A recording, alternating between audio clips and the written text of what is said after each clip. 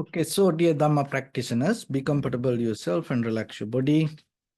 And keep your back straight, neck head straight in one line, and your right palm on your left.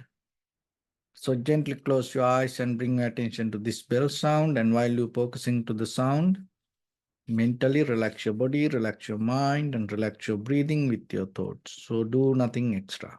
Just follow the sound, please.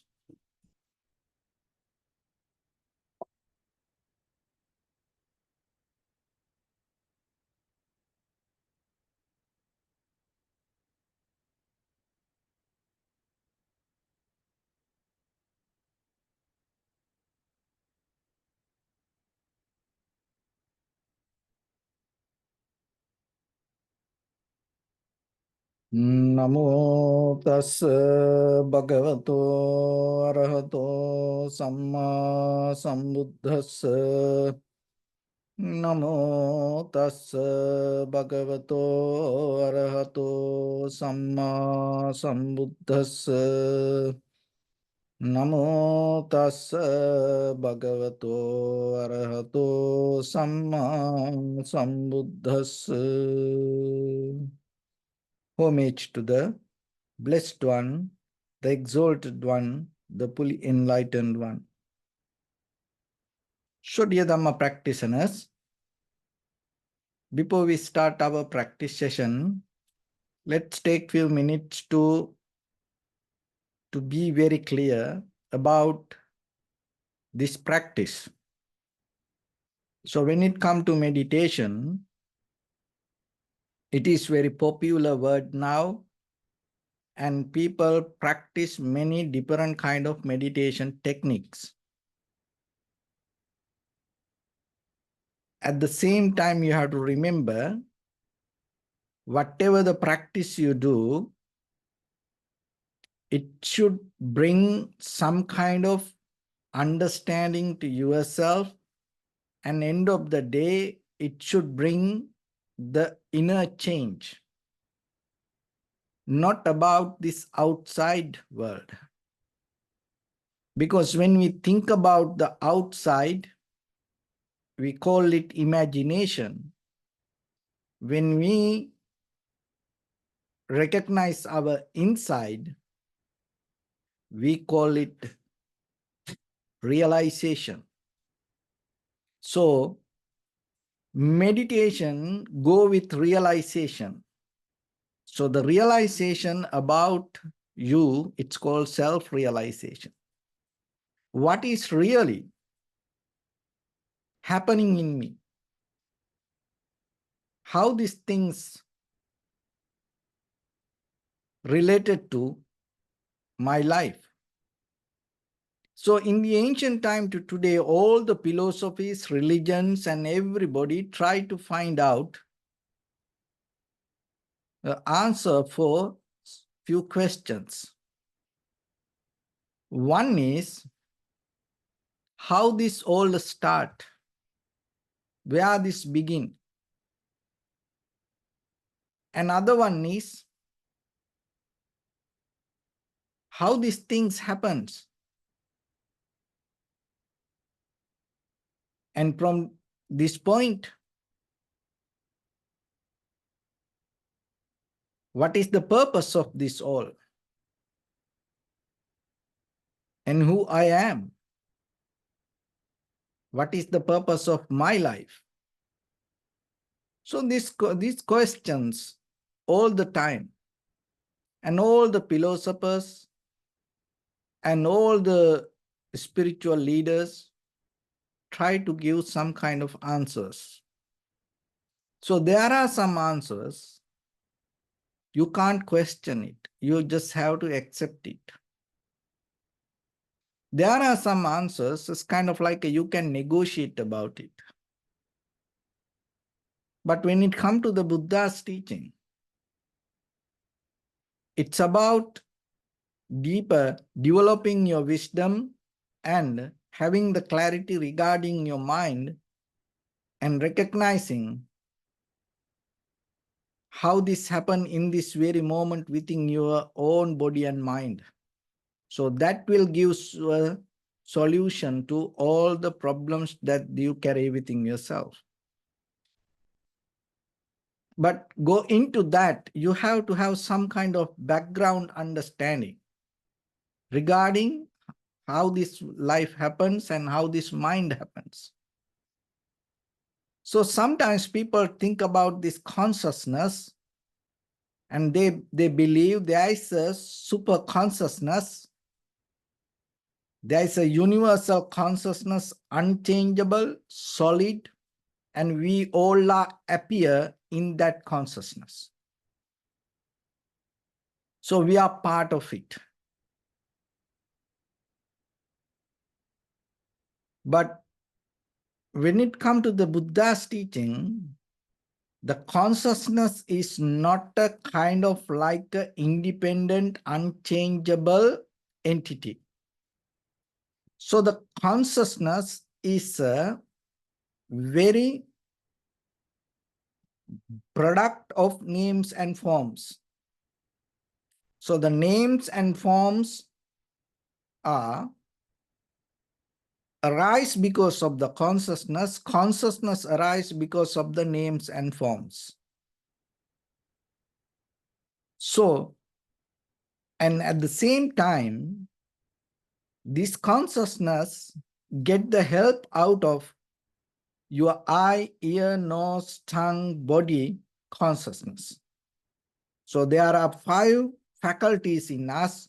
So that 5 faculties bring the information, perception through it and develop the 5 consciousness on it with the contacts, your eye object, when that both contact, eye consciousness arise, ear object, and then when the contact happen, ear consciousness arise. Nose object, when that contact happens, the nose consciousness arise. Tongue object, and that both get contact, interrogate, then the tongue consciousness arise. Body object, contact happen, body consciousness arise. So in that way, that 5 faculties and that 5 consciousness get interconnected. As a result of that, the mind consciousness arises. So there is the mind object, and then it's this consciousness is kind of like always changing and depending, but sometimes we think it is kind of like one thing. It's not like that. It always changes. So what happens when we get contact, when we see something, hear something, smell something, out of that contact and related to our past experience, we bring the desires. Once the desire arises, and then we go toward it. When you want to go towards something, you have to have the effort. And then there is a resistance. There is a struggle. So this is our life journey. And because of that, what happens is kind of like all the whirlpool arise around us, inside us, outside us. So just imagine when the water has kind of like a nature to settle down itself. Even if we get an example out of the ocean, it's close to the beach, the ocean always rough. The waves a little bit higher and the more sound. And it's kind of like look like sometimes it's so busy, dangerous. So our mind also, when we interfere with these outside things, when we get contact with object, with the desire, what happen? It like the ocean meet the land. It always a struggle. But if you know a little bit, when you go a little bit further away from the beach, sand, the sound become little bit lower. The waves not that much strong. And then in the middle of the ocean, sometimes no waves. It's completely silence when the water become deep. It's called seabed. So the seabed is even sometimes you can't find it, kind of like an ocean. No movements. So calm, so relaxed. See, the same water, but its behavior, it can change according to the place. The same like our mind. When the mind get contact and with the desire, and when we try to gain things, hold things, what happens? It make our mind busy. It's kind of like a make us struggle. So that struggle is like a whirlpool. So when the whirlpool happens, it's so dangerous. So then within our eye, ear, nose, tongue, body, mind, always the related to object, related to material things, most of time, this whirlpool happening. Some whirlpools are very dangerous. It can suck everything. It destroy everything. So how to reduce the power of this whirlpool happening within our eye, ear, nose, tongue, body, mind? So one of the thing is, when you see something, when you hear something, smell something, taste something, remember that the consciousness bring kind of like a sign related to that. So if you reflect on signlessness, so that means whatever come to your eye, and out of that, you don't have effort to think, or you don't have effort to imagine about it. So whatever you hear, you just take it as a sound. Otherwise, you don't try to develop any names or form out of your ear object. Signlessness. So you have to practice this to develop yourself, this gain the benefit. So smell, out of the smell, you develop the signlessness. You don't go into any names or form. Remember, your consciousness depends on the names and forms. So the names and forms depend on the consciousness. And now with your eye, ear, nose, tongue, body, mind, when the consciousness arises, it helps to have the names and form. But if you become mindful, or if you become aware, when that perception arises, out of that perception, you don't develop any kind of names or forms. You don't think over it. In Pali, it's called animitta. So the nimitta means mental object. So as example, when we practice meditation, we close our eyes, we focus to inhalation, exhalation. So it is our mental object. So perception, out of the perception, we develop mental object. So whatever that outside happening is not we create inside our mind. So now you have 100% total responsibility and ability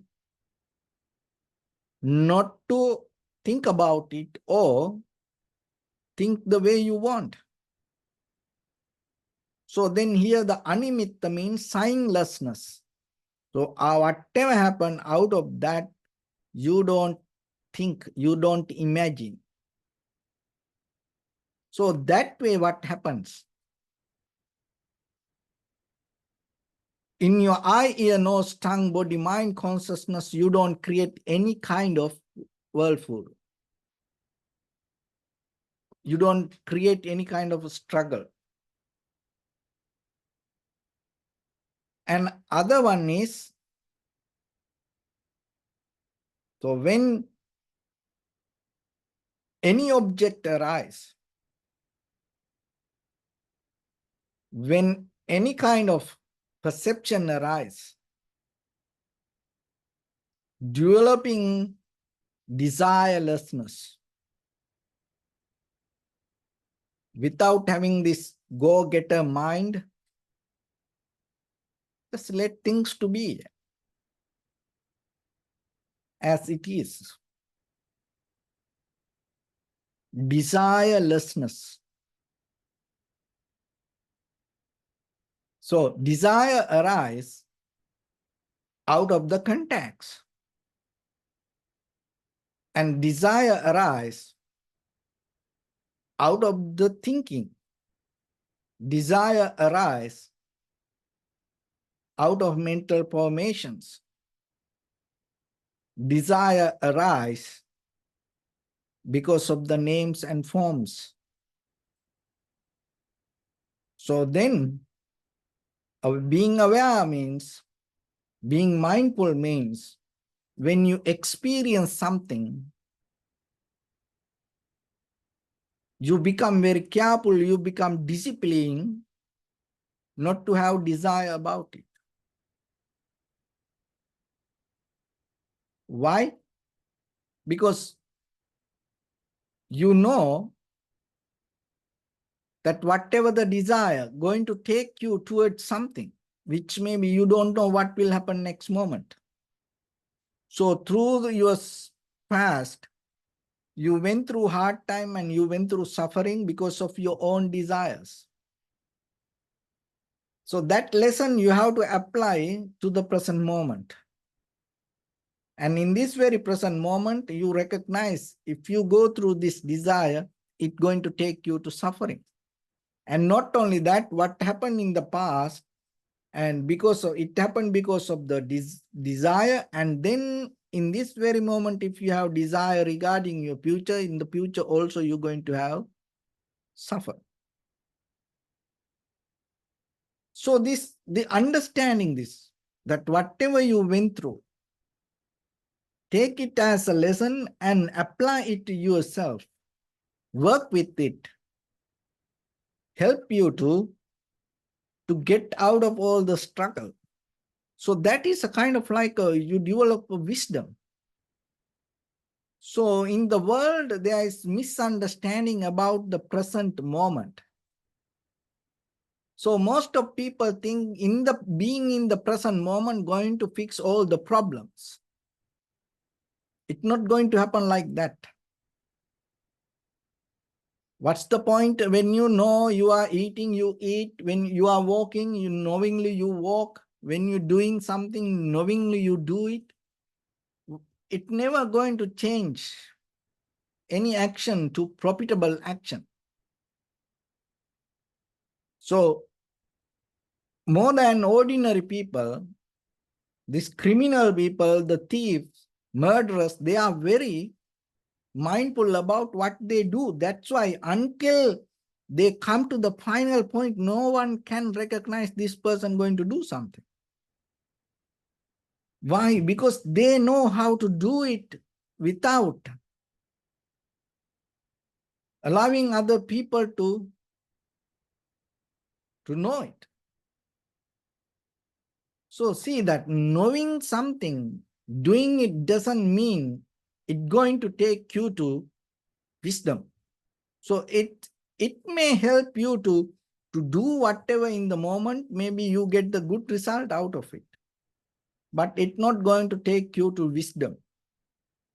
Being in the present moment, completely different in Buddha's teaching. So remember that when you are in the present moment, you have to have the effort to withdraw from all the greed, hatred, and the delusion. That means the desire arise in you. And change that desire to, or bring the antidote to that desire, and do the profitable things out of these unprofitable things. So that is what that your profitable, that your present moment become more meaningful. When you are in the moment, if you angry, you recognize it, and then you don't respond to that. So that will help you not to suffer in the future, because out of that present moment, you recognize that the very condition of the mind, and then you know whatever you do, you are responsible for the feedback. So like that, always you brush up yourself, clean yourself, divert your own desires towards profitable skills. So you have to be in the moment. You have to see your own mind in the moment to do that. So remember, that is the most powerful present, being in the present moment. Otherwise, not just whatever you do it mindfully. Then till you die, you will keep doing things, and it never going to change your life. You will keep doing whatever you do. You become very mindful about it. But once you know in the moment that what you do, it will help you to have the introspection. So that means you are capable to see your own mind in the moment. And you have to bring the change to your own mind in the moment. If you can bring that, that is the most profitable way to be in the present.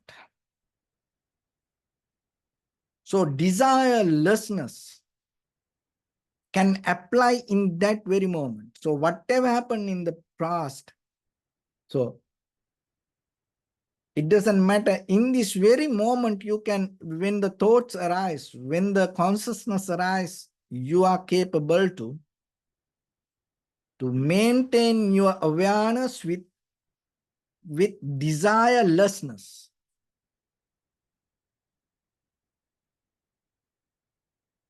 Why?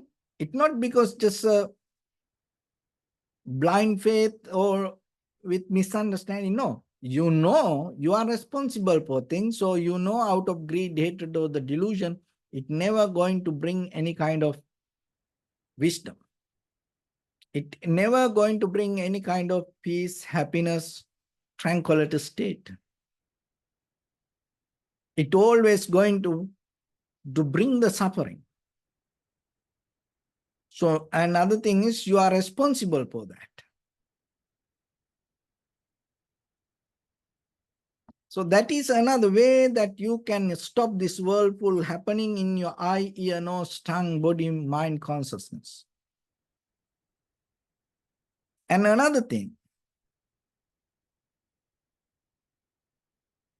that knowingly the true nature of this body and mind, understanding selflessness, no unchangeable concrete, solid self inside us. This everything happened as a result of cause and effect. Even though for a moment we exist like this body or mind or this consciousness in the moment arise depending from this eye, ear, nose, tongue, body, mind consciousness, and depending on eye, ear, nose, tongue, body, mind faculties, and depending on eye, ear, nose, tongue, body, mind object, that consciousness also not permanent. That's not solid, unchangeable. There is no something that you can find ultimately as something exist independently. There's nothing like that. So it's kind of like if you break down any material thing, any physical thing, finally it becomes empty. But it appears like this. Of course, in this, there is a power, there is a energy, but it is not, you can't take it as a very unchangeable entity. The very nature of the energy always flow. So knowing, once you know that, it will help you to not to grasp it, not to hold it, not to clinging to it. So that also will help you not to have the whirlpool in your eye, ear, nose, tongue, body, mind consciousness. So inside whirlpool or outside whirlpool. Inside the struggle or outside the struggle. So there are three ways. One is reflecting on signlessness without developing any names or forms out of your eye, ear, nose, tongue, body, mind perception. Second one, desirelessness. Knowingly that whatever the desire not belong to you, it has its own way to behave, and it has a way to take you to suffering. So having desirelessness. And the third one, deeply understanding the very core essence of this all experience, the selflessness. So three different things. If you reflect on this, always whatever you go through, it will help you to get out of the struggle, inner struggle, outer struggle, inner tangle, outer tangle, inner whirlpool, outer whirlpool. And then it will help you. Your consciousness will be there, your mind will be there, your awareness will be there without holding, grasping, clinging, or attaching to anything. Let the world to be like that, let your mind to be like that. So in the moment, if you experience it, that is where you recognize the calmness, the tranquility state, the peace, safety. So that is where you really become happy, comfortable. That is where really your awareness is going to become sharp and clear. That is where you're going to arise like a light without a shadow. That is where you're going to have the wisdom, can destroy this ignorance. So then always remember, it's your moment by moment effort and understanding and practice will develop that state in you. So end of the day, you are the one who can get the benefit out of it. So it is your responsibility. Gain that benefit and uplift yourself, your own body, your own mind, your own awareness. Because no one else can do that. No one else can help for that. So that's why you need to practice again and again and again. So with that, let's get into practice a little bit. So when you practice, remember that you feel kind of like a calmness sometimes. And then the mind will jump and mind will go away with some kind of perception or some kind of imagination, some kind of thoughts. So then remind yourself, reflect yourself, review yourself. That calmness you had in the before that you into that moment. And then reverse yourself to that calmness. Little by little, come back to your mind without going away from it. So that way will help you to little by little settle down. So that settling down will, by the time, can expand the duration to be with it. So that develop a certain kind of tranquility state deeply to understand the behavior of this body and mind. So the mind always has nature to develop things inside our own mind. And the mind has always nature to create things in the very next moment. So that whatever you see, hear, smell, taste, feel in the very next moment, remember this very carefully. You have no idea what you're going to see next moment, what you're going to hear in the very next moment, what you're going to smell or what you're going to eat or who going to associate, you have no idea. So according to that perception, according to that contact, any thoughts can arise in you. You have no idea what kind of thoughts going to come to you. So be careful about life. But how you can protect yourself?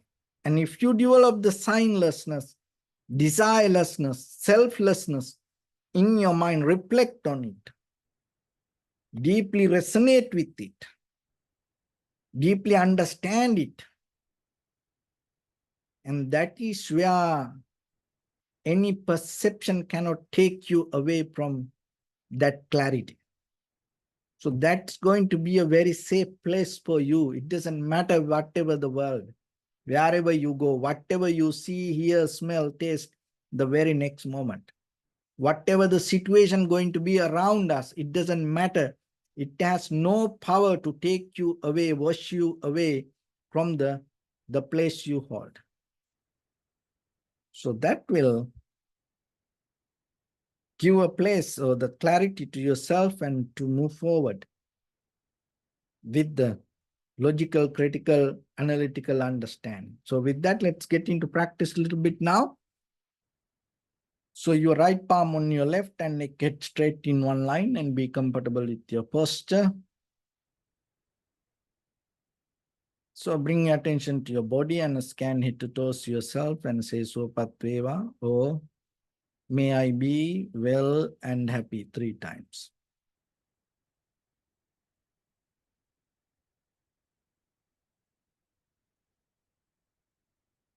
Take a moment and think. We gathered here in this moment to practice this ancient meditation technique.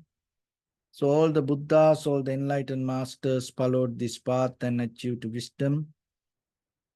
We also gathered here to accumulate that knowledge. In this moment with this sitting, may my body become more comfortable, may my breath be more smooth, may no difficulties come to me, may all the success come to me. Also think for a moment, this is the last moment we're spending in this very lifetime, and detach your mind from all your past memories and as well as any kind of future thoughts. Just try to remain in the present moment, observing the sensation of your inhalation and exhalation. So if your mind go here and there, bring it back again and again. Just settle down with the breathing. Do nothing extra.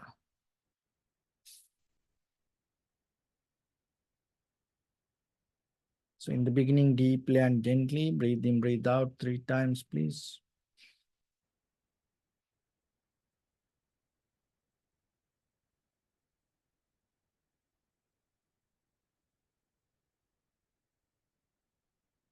Be aware about your inhalation, exhalation.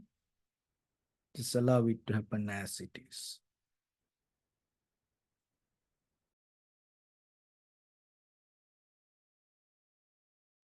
Bring your attention to your body, please.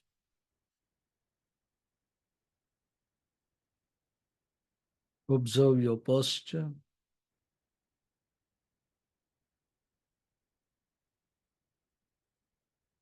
We cultivate loving kindness and compassion in our heart and radiate it as a light through entire your compound, village, city, state, country, world, around this universe. Also, as far as you can, through galaxies, other planets, stars. Reminding yourself like this. With clear intention, mentally repeat after me. May all living beings in this universe be well and happy.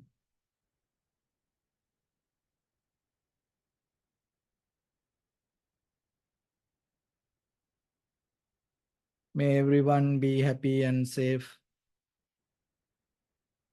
And may their hearts be filled with joy.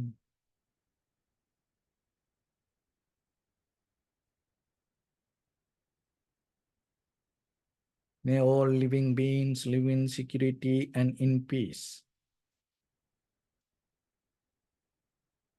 Beings who are frail or strong, tall or short, big or small, visible or not visible,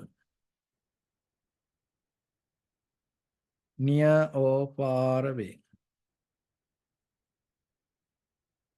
already born or yet to be born.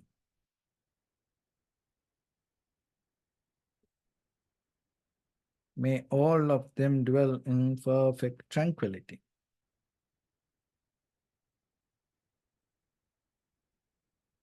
Let no one do harm to anyone. Let no one put the life of anyone in danger. Let no one out of anger or ill will wish anyone any harm.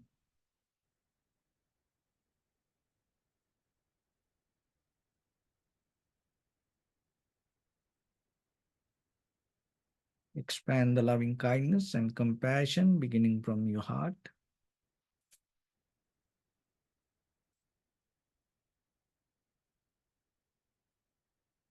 Forward.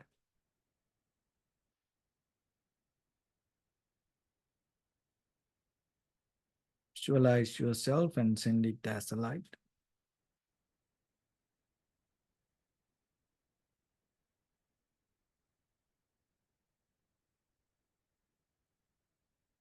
To your backside.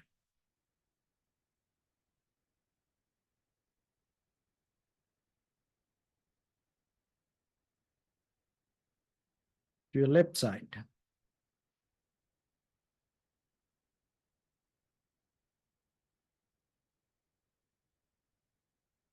And to your right side.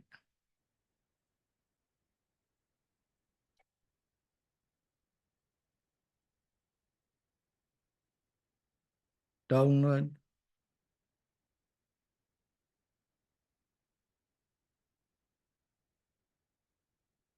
And upward.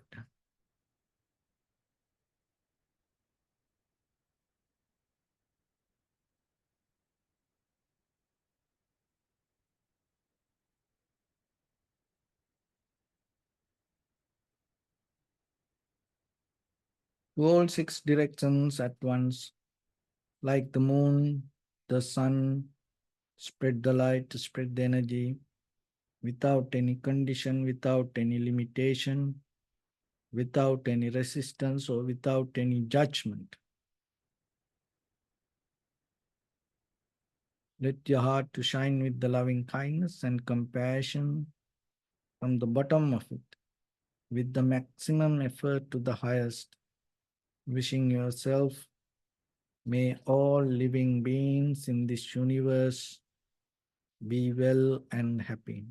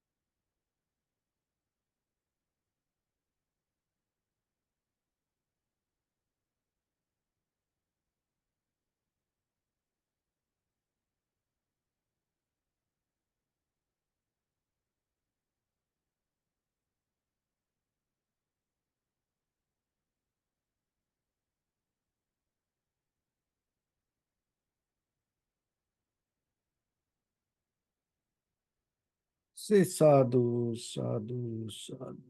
So, first of all, we offer this practice to the great qualities of the Buddha, Dharma, and the Sangha. Also, by the power of this meritorious deed, may all of us attain to the supreme bliss of Nibbana. May all your guardian angels and deities will receive these merits and increase their longevity and protect all of you from any kind of planetary influences or any ill effects.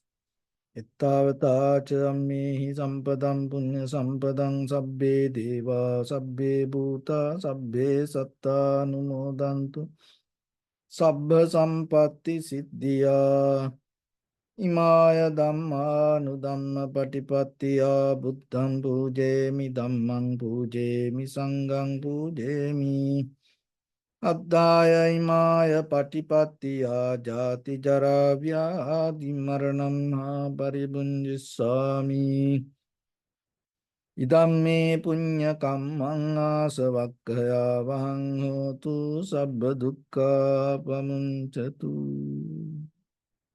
Bless you.